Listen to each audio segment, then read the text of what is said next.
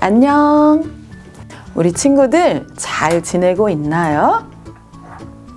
여러분, 요즘에 우리가 사는 전주 지역에 코로나 확진자 수가 계속 늘고 있어요.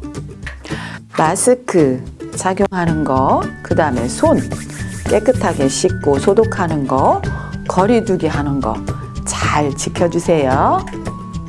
여러분, 오늘은 사순절 5번째 주일이에요. 오늘 우리에게 주시는 하나님의 말씀은 요한복음 13장 15절 말씀입니다. 함께 읽어볼까요? 내가 너희에게 행한 것 같이 너희도 행하게 하려 하여 본을 보였노라. 아멘. 초등부 여러분, 혹시 이 그림을 본 적 있나요? 바로 손양원 목사님이에요. 그림은 한센병 환자를 치료하기 위해서 상처의 고름을 입으로 빨아내고 있는 모습이에요. 한센병은 여러분, 문둥병이라고도 하고 나병이라고도 해요. 이 병은 신경이 마비되고 피부가 썩어서 문드러지는 병이에요. 아주 예전에는 이런 사람들을 마을에서 내쫓고 돌을 막 던지기도 했어요. 그런데 손양원 목사님은 여수의 애양원이라고 하는 곳에서 평생을 한센병 환자들을 섬기며 사셨어요. 목사님은 이처럼 멸시당하는 가난한 사람들을 찾아가 섬기면서 예수님의 사랑을 몸소 실천하셨어요. 목사님은 예수님의 가르침과 섬김을 본받고자 노력하셨던 거예요. 여러분, 그럼 예수님은 어떤 섬김을 행하셨는지 함께 말씀 속으로 들어가 볼까요? 고! 6월절이 되기 전 예수님은 이제 곧 자신이 십자가에 못 박혀 죽을 때가 왔다는 것을 아셨어요. 그래서 사랑하는 제자들과 함께 마지막 식사를 하셨어요. 식사를 하시던 예수님은 자리에서 일어나 수건을 가져다 허리에 두르셨어요.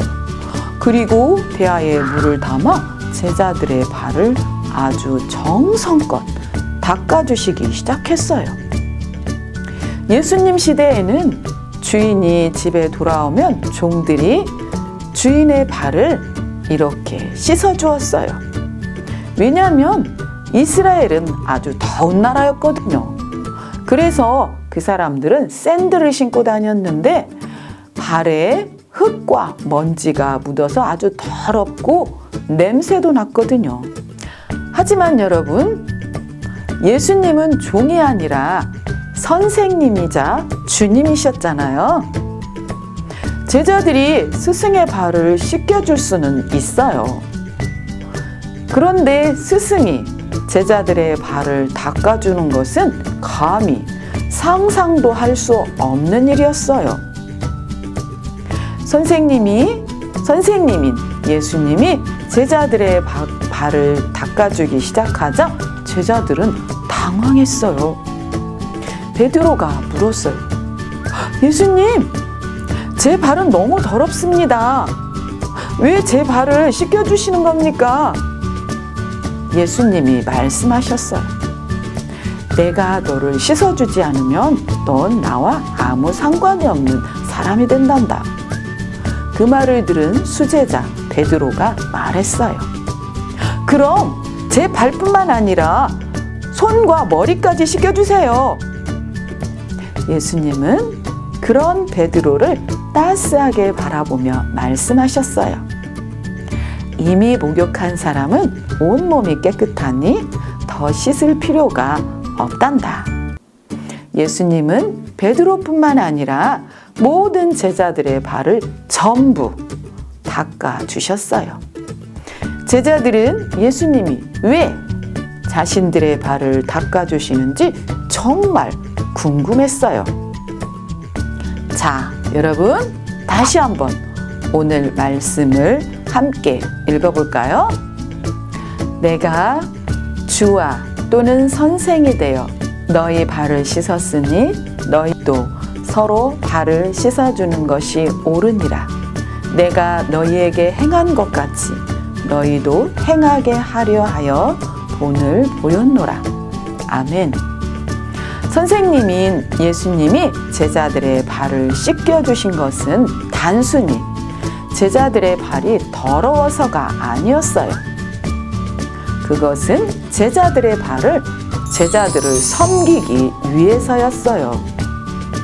사실 제자들의 마음에는 서로 더 높아지려는 마음이 있었거든요. 누가 더 높은 제자인지 경쟁하며 서로 높은 자리에 앉으려고 했지요. 그런 제자들에게 예수님은 섬기는 모습을 몸소 보여주셨어요. 예수님은 제자들이 경쟁하기보다 서로 섬기기를 원하셨던 거예요. 초등부 여러분, 정말 놀라운 사실은요, 그 제자 중에는 곧 예수님을 배반할 제자도 있었다는 거예요. 바로 가룟 유다예요. 예수님은 유다가 자신을 배신할 거라는 것을 이미 알고 계셨지만 그의 발도 똑같이 닦아주셨어요. 예수님의 섬김은 모든 사람에게 똑같았던 거예요. 예수님은 제자들도 그렇게 살기를 바라셨어요. 내가 너희에게 본을 보였노라 라고 하신 말씀은 예수님이 제자들에게 먼저 모범을 보이셨다는 것을 의미해요.